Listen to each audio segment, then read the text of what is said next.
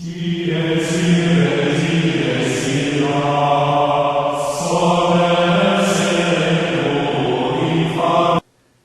and welcome to the Electronic Eremite Reviews. I'm your host, the Electronic Eremite. Today I'm going to talk about the Fantasy Flight Games reprint of the Tom Jolly game of magical mayhem, Wiz-War. Now, many of you probably know, if you're already on this page to see this, that Wiz-War is an older game that has now been recently reprinted. It was part of an old school philosophy back in the late 80s and early 90s of the cheap game in a small box, one of those maybe even paperback book size boxes that you were to put on your shelf, made out of paper quality components, made with sort of printed on small chits that were really sort of bad, and cards that were literally just pieces of construction paper. So if you remember the old 1993, I believe, version of Wiz-War, Fantasy Flight has taken this and made it into something, of course, very Fantasy Flight-esque, and updated the components so it's nearly unrecognizable from a visual standpoint from the old bookshelf-style games. Now, this was back in the days of Ogre, Steve Jackson's Ogre, where things were sort of cheap, but they were also very fun. Well, now the purpose of this review will be to see is it still fun, even though it's not nearly as cheap? And one of the things I've talked about with the Electronic Eremite is looking at a game from the standpoint of how does the spouse like it, how does it play with two players? Now, Wiz-War is sort of one of these special games because it was really meant for more players. The old version, the more players you got, the better. And it's been a long time since I've played the old version, and I no longer own it to show a side-by-side comparison, unfortunately.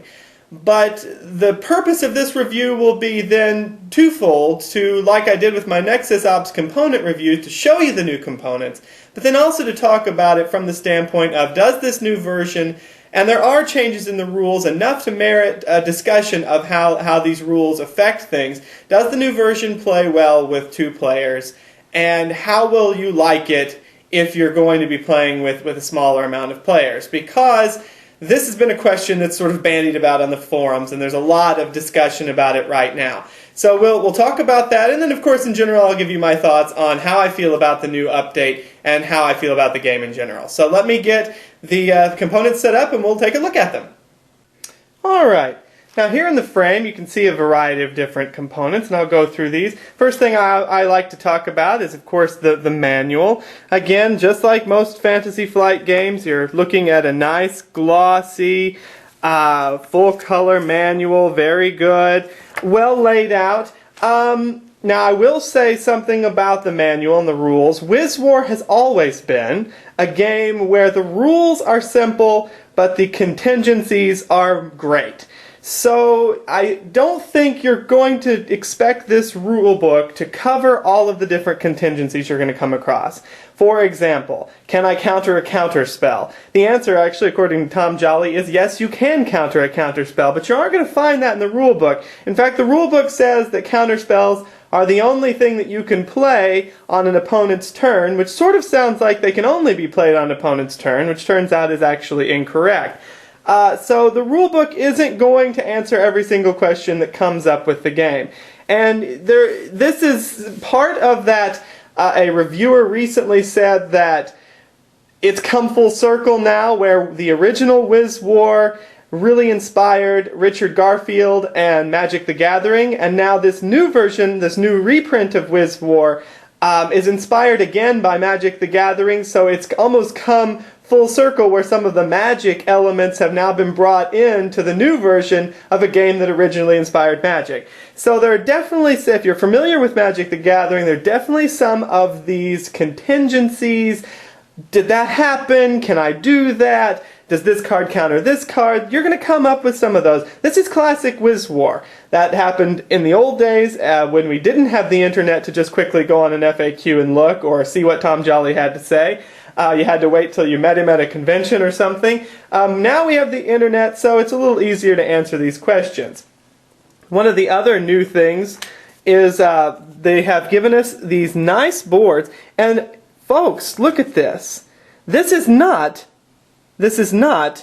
a cardboard tile. This is like the old school boards that you would get in the older board games like Hasbro, you know, like the old versions of Monopoly or Risk. This is something serious. I'm not sure exactly if it's a good or bad thing. It looks good. It looks more sturdy. And these are double-sided. One of them is the classic layout. They're actually quite large too. Let me lay that down. They're actually quite large. Here's my hand. Much larger than I expected, because I was thinking the older boards, and the older boards weren't all that big, and of course we're basically paper. They've got a classic layout and then an updated layout. I believe this is the updated layout, and this is the classic. It's very hard to tell about that. Of course, you get 4 of those, 1 for each color. They're very nice. Very, very nice. Now, some of the neat things here too, if you look at your wizards, again, back in the olden days, they were simply paper cutouts for your wizards. Now you have a nice little, let me get a couple here, nice little minis. If we can get, there we go. Yeah, look at that. Very detailed. Now, what I think is cool is you don't have to be any color. You know, these guys aren't, they can be put onto a base, so now that I've made this the green wizard. And the reason for doing that is when you cast transformation spells, completely unnecessary. Let's say I transform my green wizard into a slime monster using a transformation spell. Now suddenly I can put my nice little slime monster here, if I can get it to, there we go. Nice little slime monster. Now the green wizard's a slime monster, or werewolf.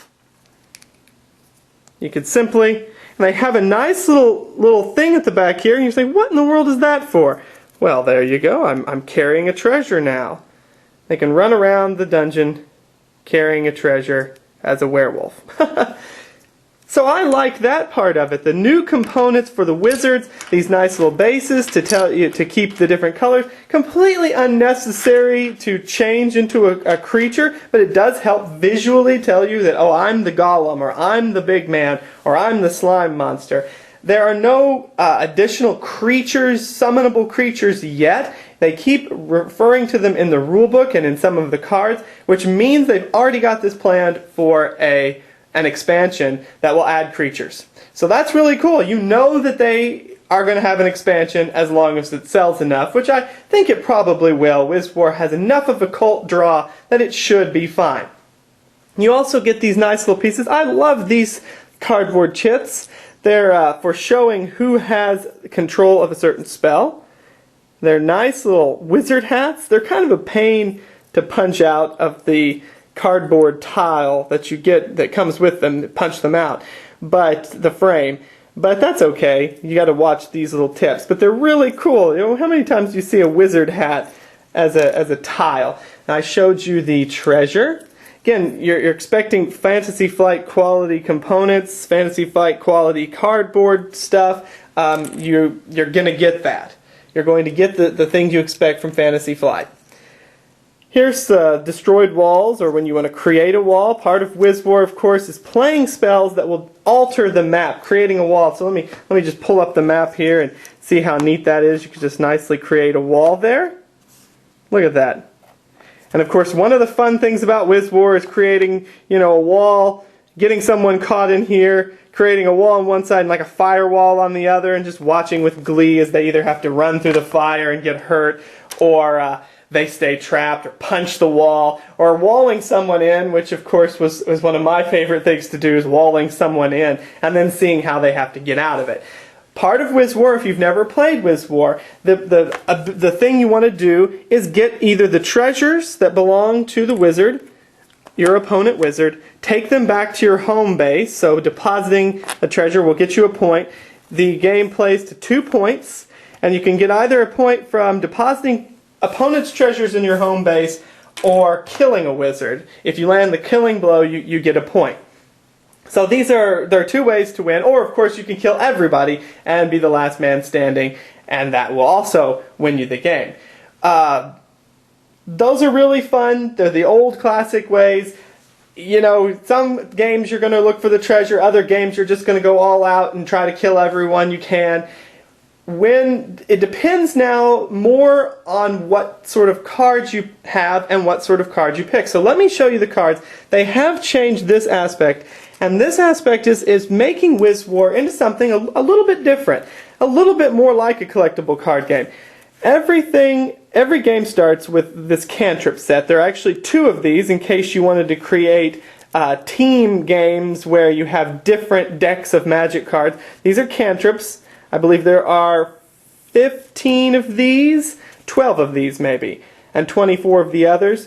You're going to put these in every deck, and then you're going to choose, depending on a draft, or maybe you just randomly choose, 3 different decks of different spells. This one's the Mentalism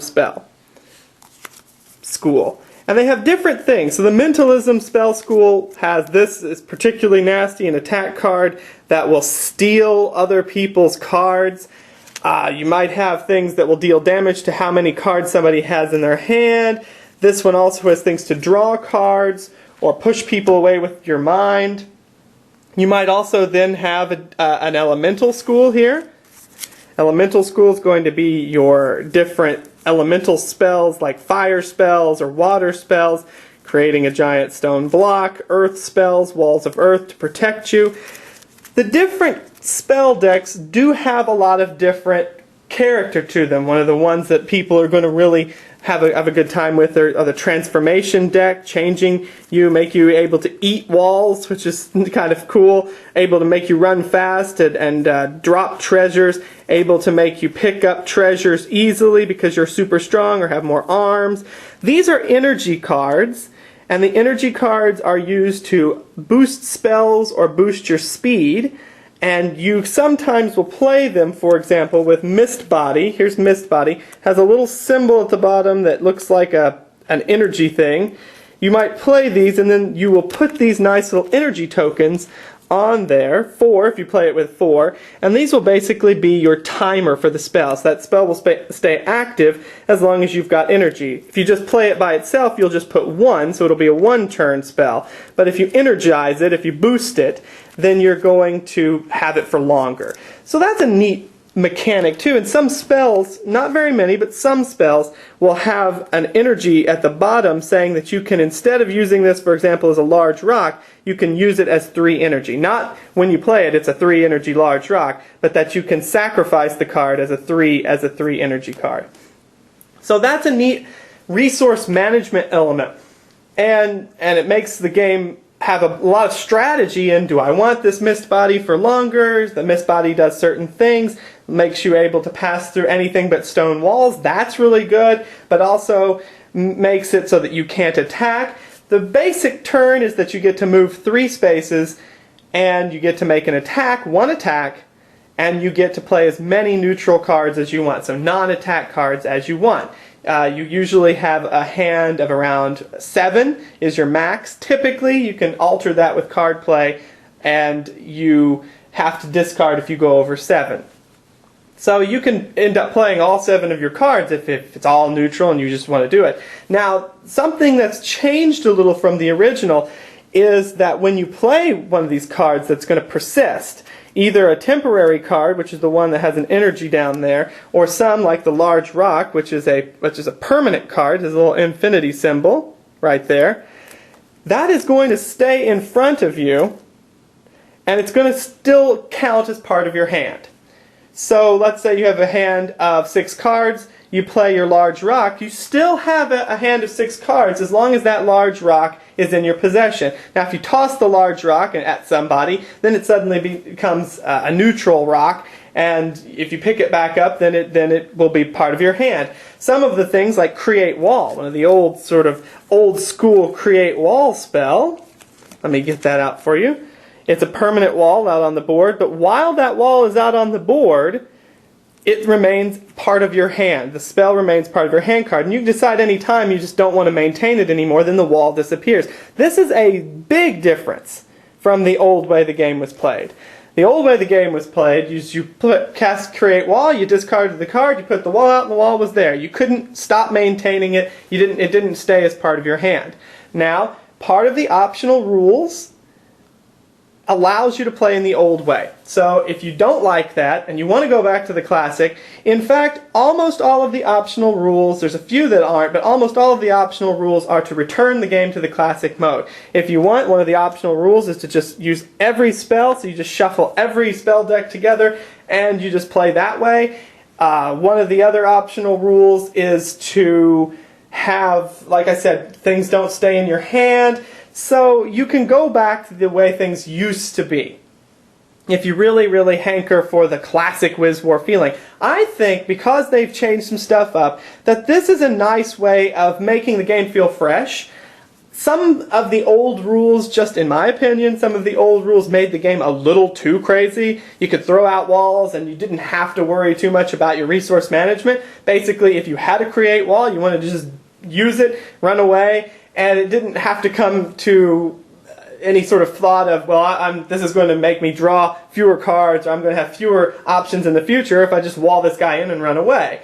Now you have to maintain the wall as long as it stays out on the board, so you've got to think about that a little bit.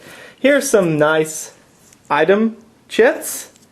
They've really done a nice thing where the item chits, so these are things that will take up an entire square, like a thorn bush, for example, or a rose bush, for example, are different than the created walls, which are going to be on the in between the squares, and are different from the items like rocks and daggers and magical swords that you might get. So that's nice to have them in different, circular or square, just to visually. Then you've got some random things like here cracks when you want to break open walls, and you've got stuns, and they've got you a nice little four-way thing for a random movement if you ever have a random movement. So everything just oozes great quality. These, I love them. In fact, I think somebody ought to tell Magic the Gathering, you really ought to just start offering these in every deck, because when we were playing Magic quite a bit, it would have been nice to have a life counter like this. Look at this. It's nice and thick, spins around, goes all the way up to 20 or down to death. It's in different colors for each person. These are so great. I really love those.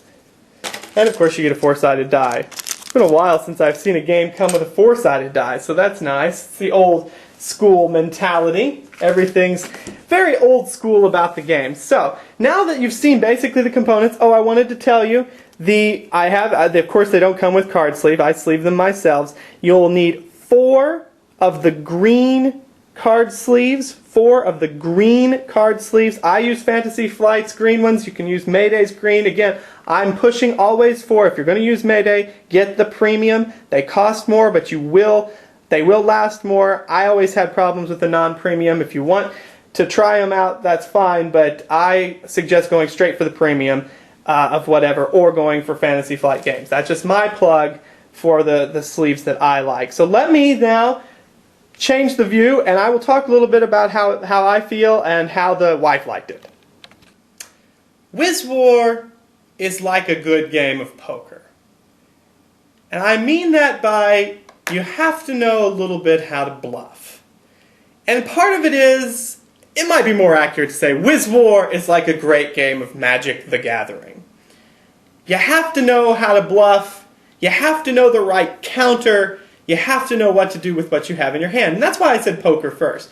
Because in a way, Wiz-War is about thinking about what you've got, thinking about what your opponent has that's hidden, and thinking about what you might do to one-up your opponent. And bluffing your way through the whole thing.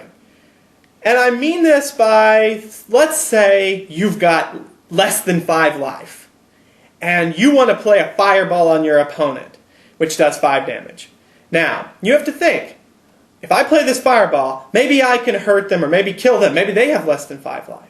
But do they have a reversal spell? Something that's going to send it back at me? Something that will push that fireball at me and then suddenly I'm going to lose 5 life and then I'll die? Do they have a pain link spell? Let's say they have 6 life and you have 3. Pain Link means you'll both take the damage. Well, you'll die and they won't. Do they have an absorb spell, which is going to grab that fireball, and then next turn they're going to launch it right back at you? So, in a sense, it's thinking about what they might have, what you've got, and what options you have. I mean, maybe you're just going to go crazy and go all out and try to blast them. See if you'll kill them. If you don't, you don't. It kills you. You say, oh, great story, it was fun, wonderful. Or maybe you've got a counter spell so that whenever they zap you with the Pain Link, you absorb it, so that now you've got the Pain Link, and it just goes on and on and on, because you can counter. And maybe they've got different things, a mist body or something that will allow them to fly away or teleport away. One of the best things that I did was the wife was being very smug and almost getting away, and she had only 3 life. I fireballed her, and she played teleport, and she was like, ah ha ha, I got away. And I went, nope, and I absorbed her teleport. And so she was standing there going, oh no, and got blasted by fire and blew up. Some of the things you can create, sort of boom stones, which are these stones that are kind of like grenades that you can throw, but if you get hit with a fire spell, they blow up and damage you. So it's this risk management, it's resource management, it's thinking about the different combinations. This turn I'm going to create a wall and make it look like, and make it block off my home base, and they'll say, well, why did you do that? Now you can't get through. But then next turn I'm going to use a pass-through wall, so now I've just protected my home base, and I can get through the wall whenever I want. And of course you can always stop maintaining. If you're playing the new rules, you can stop maintaining the wall and just bring it down whenever you want to. So all of that's really fun. I mean, it's just this crazy. It is a game of magical mayhem. I mean, it's going to be chaos. If you play with multiple players, it's just insanity. With 4 players, you don't know. And that's where the sort of poker-esque aspect comes into the Magic the Gathering aspect. It's imagine playing free-for-all Magic, more like regular sort of team Magic or anything like that, because you just don't know what's going to happen. You don't know if the green guy is going to start running into your base to go after your treasure, and then the red guy's also going to come after your treasure, and then they're going to fight each other while you're over in the blue guy's base. It's just insanity, and you have no clue what people have in their hand and what spells, and then you look at your spells, and maybe they suck, but maybe they actually are good depending on what happens. So it becomes a sort of chaotic thing, with multiple players particularly. And that's great, if you like it. Some people are going to hate that. Some people are going to hate this game. They're going to say, I just spent, and usually games only take about 45 minutes.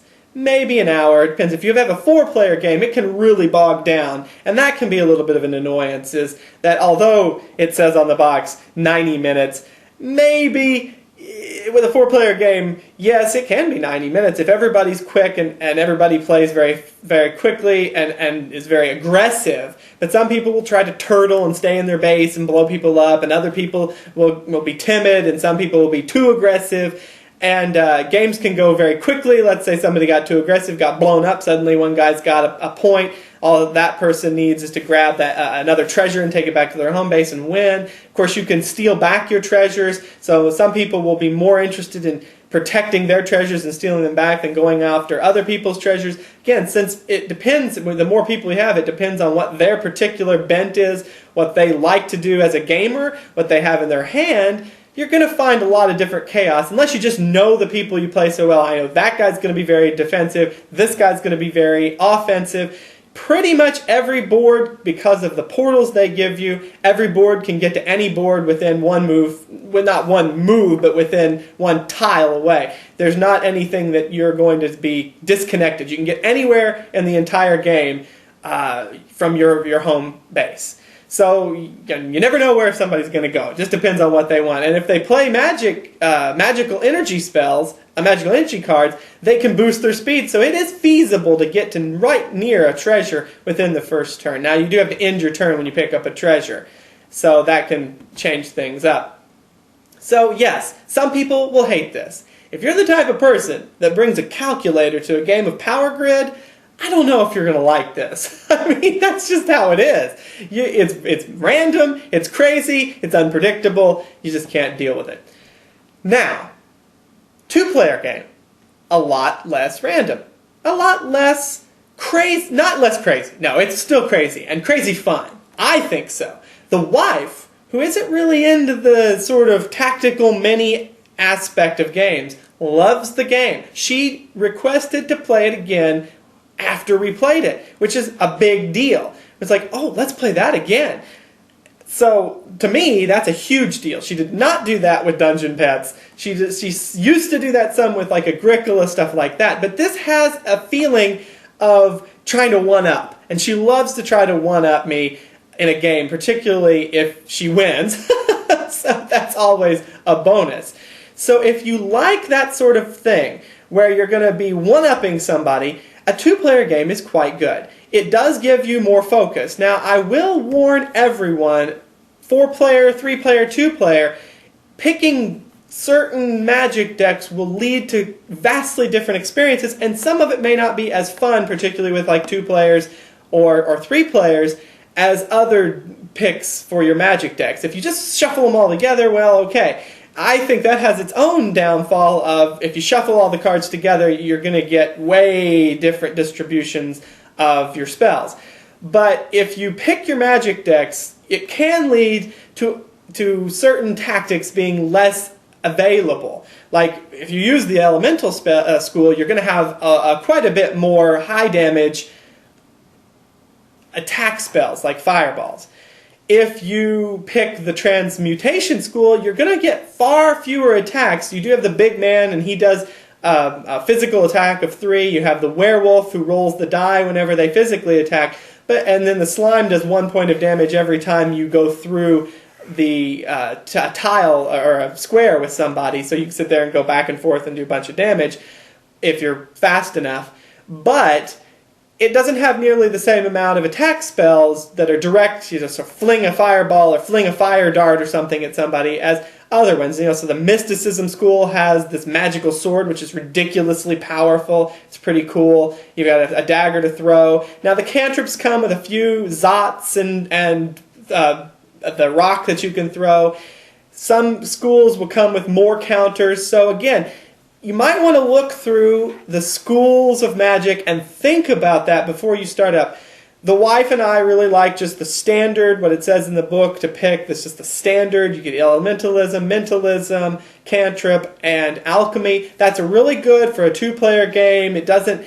to me, I think the Transmutation school that's going to change you into different things, that looks a whole lot more like a treasure-seeking school than a damage school. And you're going to find that about the other schools as well. Alchemy, sort of a mixed bag. You've got damage, you've got things that modify your wizard. So really look through the schools before you play, I think, is a good idea. You can randomize it and just see how it feels if you're not worried too much about that. But particularly the 2-player game, you want to make sure, because I will be honest, in a 2-player game, treasure hunting is not so much of a viable option. You're really probably just going to do last man standing and try to kill the other person. You always want to keep the pressure on by stealing their treasure and trying to take one back so that they don't, they always have to make that choice whether they want to steal your treasure or take the treasure that you stole from them back.